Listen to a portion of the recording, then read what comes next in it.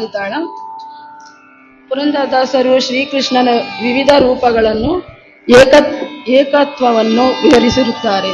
ರಂಗನಾಥನಾಗಿಯೂ ಕೃಷ್ಣನಾಗಿಯೂ ವೇಣುಗೋಪಾಲನಾಗಿಯೂ ಕಾಣಿಸಿಕೊಂಡರೂ ದೇವರು ಒಬ್ಬನೇ ಎಂಬ ತತ್ವವನ್ನು ಸಾರುತ್ತಾರೆ. ಇದು ಈ ಕೃತಿಯ ಸಾರಾಂಶ.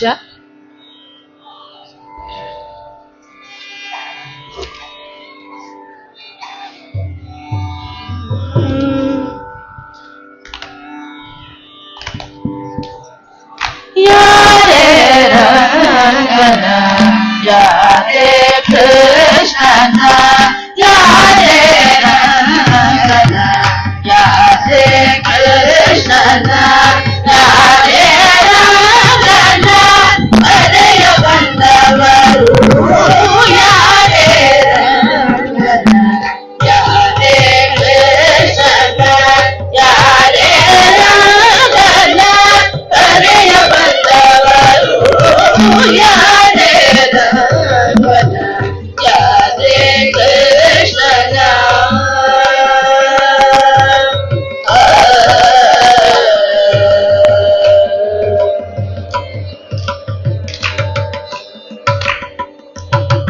ಗೋಪಾಲ ಕೃಷ್ಣನ ಗೋಪಾಲ ಕೃಷ್ಣನ ಪಾಪ ವಿನಾಶನ ಗೋಪಾಲ ಕೃಷ್ಣನ ಪಾಪ ವಿನಾಶನ ಈ ಪರಿಯದಲ್ಲಿ ಕರೆಯ ಬಂದವರು ಈ ಪರಿಯದಲ್ಲಿ ಕರೆಯ ಬಂದವರು